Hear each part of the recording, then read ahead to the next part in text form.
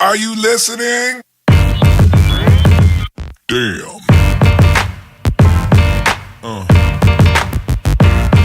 Yeah.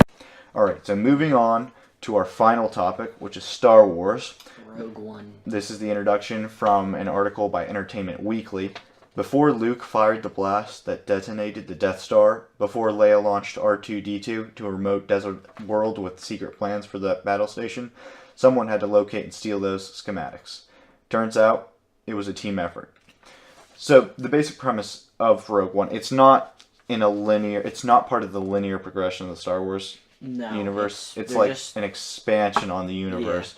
Yeah. And so it would technically be the first movie, I guess.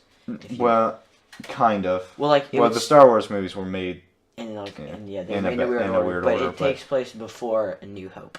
Yeah. So the premise is how they get the plans to the Death Star. The Death Star's construction plans, they get those, they steal them, and how they get them to R2-D2, and that would set up how Luke becomes involved, and the rest of the Star Wars cinematic universe. They're just it's backstory to A New Hope.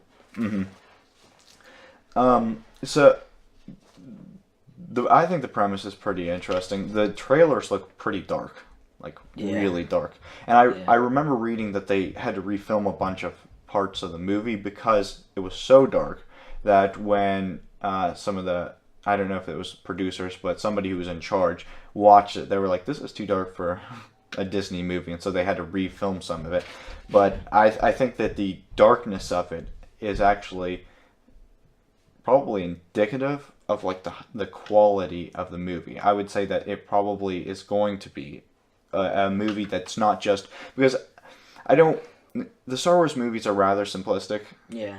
They don't beg deep moral questions. They do what they set out to do, but they're not objectively what you would say is it's not a complex storyline.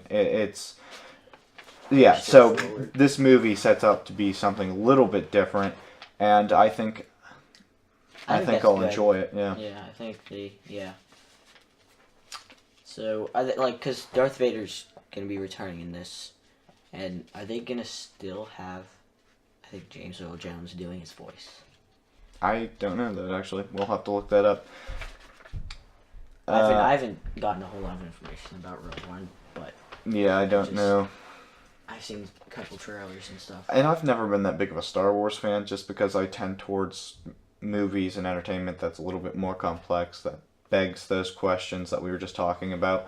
And so I've never...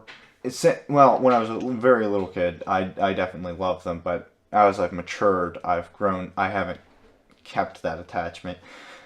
But I do think that this movie is going to be extremely interesting, and I'm really looking forward to seeing what kind of questions they ask, and the different parts of how the different parts of the movie interact, and how they still make it a Disney movie in the end. I think it's gonna be a good movie.